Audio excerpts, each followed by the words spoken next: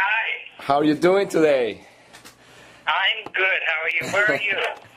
I am in Miami, Florida, right now. You lucky man. No, I'm lucky because of the fact that I am talking to you right now, really. Oh, well great. Now, are you American or Mexican? No, I'm actually Colombian, and I just wanted to tell you that perhaps you don't know, but well, you must know that the impact that you have had all over the world, but in Colombia, there's plenty of fans, thousands of fans of your music. We have been trying to get to Colombia for years. Yeah, I saw. I wish I could just go where I want to go, but we have to find the right promoter and the right situation, and it's been a little difficult with Colombia. But I hope we're going to keep on trying because I'd love to come. Yeah, I couldn't believe when I saw that you were doing a South American tour just this year, on January, right? I know, and we're going almost everywhere except Colombia. That's right. Well, it's like I say, I grew up listening to your music, and to me, your songs were one of the most important inspirations for taking the decisions I took with the music industry. I became a journalist. I work in record labels. I do have a radio show. And I also collaborate with the Latin Academy, the Latin Grammys. So in part because of the music that you gave us. Fantastic. It's amazing. Let me apologize first. I have a little bit of a cold and a little bit of a sinus situation, but I couldn't wait. I mean, I couldn't pass this opportunity of talking to you. So I know I have to be brief. But basically, I mean, we're so excited about having you coming down and being able to see your show that I've been watching all over and over for different videos. And I guess for you, it's been like I don't know, meeting again, encountering your fans after so many years in the U.S. with the whole band. I mean, because you're traveling with the whole band. Yes, it's a great band. Boy, we're sounding so good. It's really great. I'm very excited to be touring America. My biggest challenge really has been the name, because so many people know my songs and my voice, but they think of Supertramp. They don't think of Roger Hodgson. So my biggest challenge has been to connect the dots and for people. And in Europe, they do know my name more, but in America, it's been difficult. So I'm very, very happy to be doing this American tour, and I'm looking forward to coming to Florida. Yeah, I've been seeing that every time I check a video from you, and people realize that you were the actual voice of Supertramp. I can't believe they're finding out just recently, and it's amazing to me because I've been following you after. Even with your albums, your solo albums, and to me, you're always been. I mean, they're a household name, so it's hard to believe. No. Well, fantastic. Well, I wish there were more like you. I wanted to ask you about. I mean, to me, it's very important to hear a little bit about your spirituality in terms of how you applied it to your composing to your art.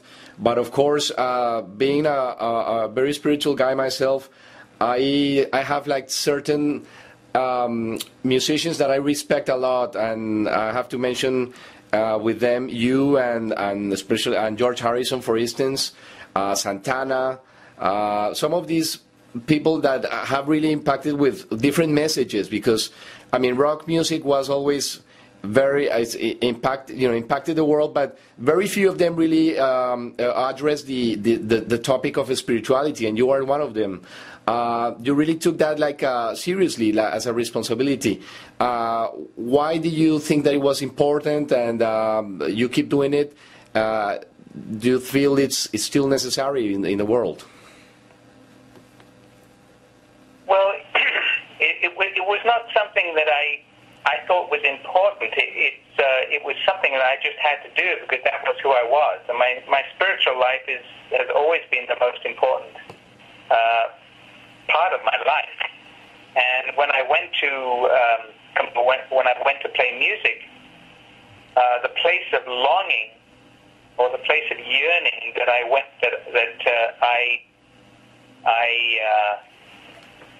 went to when I composed was really a longing to know God, a longing to know deep love, a longing to answers to the deep questions that were going on inside me. So that was what I wrote about. Because that was who I was. You know, it was not something I planned or contrived. It was really who I was, and that was before Supertramp. A lot of those songs were before Supertramp were ever became popular. So music has always been the place where I've gone to be the most intimate and really talk to God. I mean, in a way, a lot of my songs are like prayers. I mean, they came that way. I mean, Lord, is it mine? Feels like a prayer to me. And so that was what I was most interested in. And it still is what I'm most interested in, but it's not separate to what Got it. Music has always been service. I mean, I think we've kind of lost touch with that. I think artists or musicians, I mean, our job is to feed people's spirits, to uplift them, to free them from of their life, or to help them, and we don't actually do that. We do that really by being true to ourselves and expressing what is true in our heart through the music, and that is what I see happening now when I tour around the world. What I'm singing about is really what's going on in a lot of people. They hear the song and they relate to what I'm saying, and so it helps them get more in touch with what they're feeling like. And perhaps even without realizing your voice, having such a gifted voice and gifted talents, being able to convey those messages. I used to when I used to listen to your albums, I would immediately notice the songs that were basically composed mostly from you, because you could hear in the lyrics they were catering to something different. And that in part inspired me to also practice, started practice meditation and things like that. But those songs, like you say, Lord, Is It Mine? I remember the other one, Know Who You Are, which I just found on a video that I think you hardly played live, but I was lucky to see it. And songs like even in your solo career, like Only Because of You, am I perhaps been... I would think that they were also inspired by something beyond, like what it is a human relationship.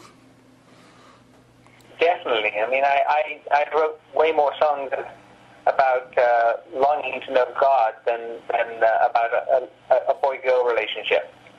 That's really been where my heart longs for, and where my passion has been. So yes, Only Because of You, Lord, Is It Mine? You're right. And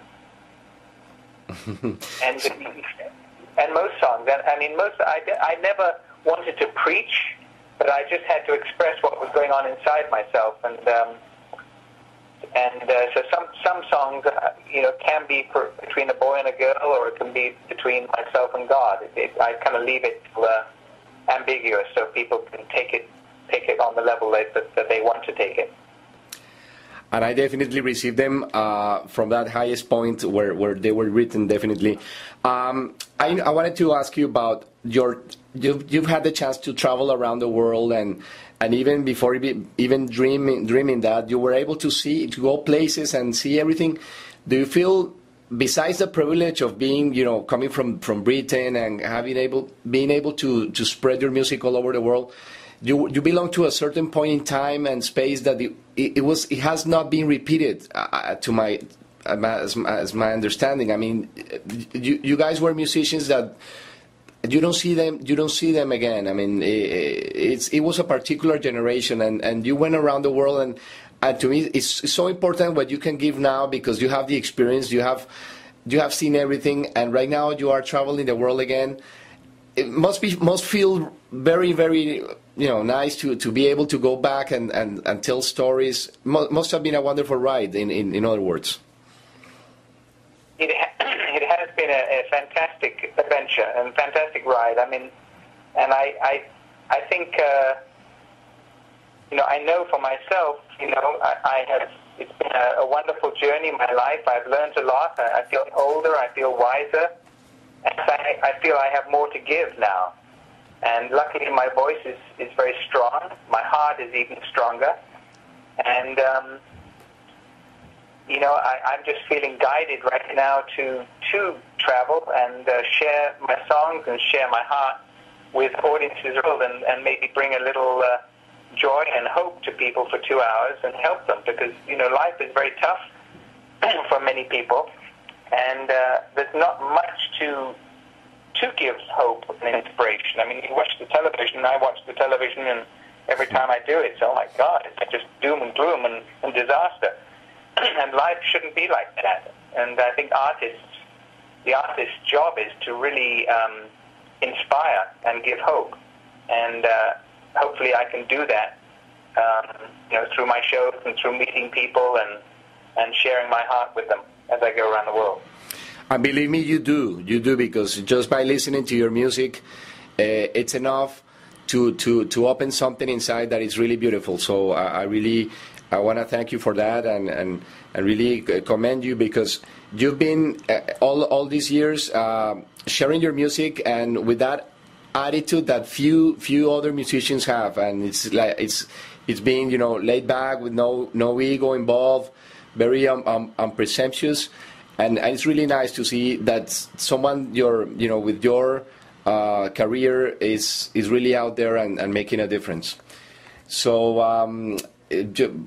another question would be about this relation that you have with the fans that you have created. Especially since your solo years, I see that it's very special. I see that even though you're not like on the everyday of the mainstream, every time I check a video or anyone commenting about you, it's really nice what you have created with your fans, and you got something very special going on. I do. It is very special. I mean,